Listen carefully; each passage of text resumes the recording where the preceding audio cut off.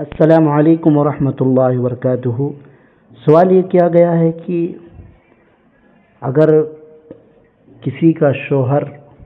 وفات پا جائے تو کیا بیوی اس کا چہرہ دیکھ سکتی ہے،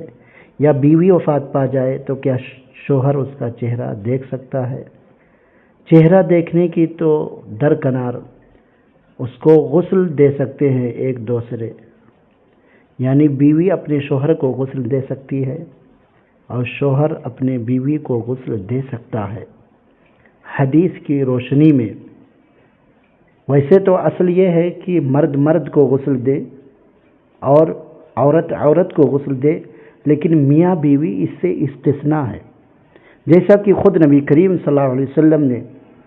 عائشہ رضی اللہ عنہا سے کہا کہ لو مت قبلی،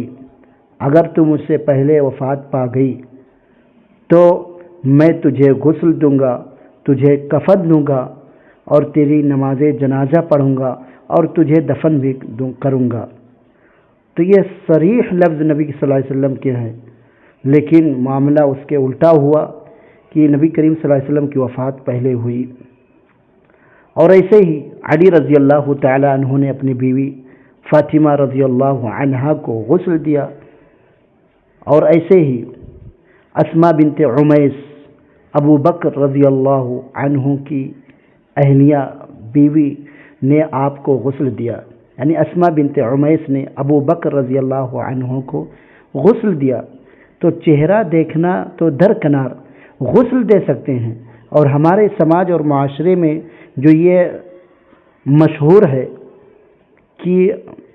اگر کسی کا انتقال ہو جائے، کسی کی بیوی کا یا شوہر کا، تو ایک دوسرے کے چہرہ نہیں دیکھ سکتی ہیں، حرام ہو گیا، نکاح ختم ہو گیا۔ نہیں میرے بھائی، نکاح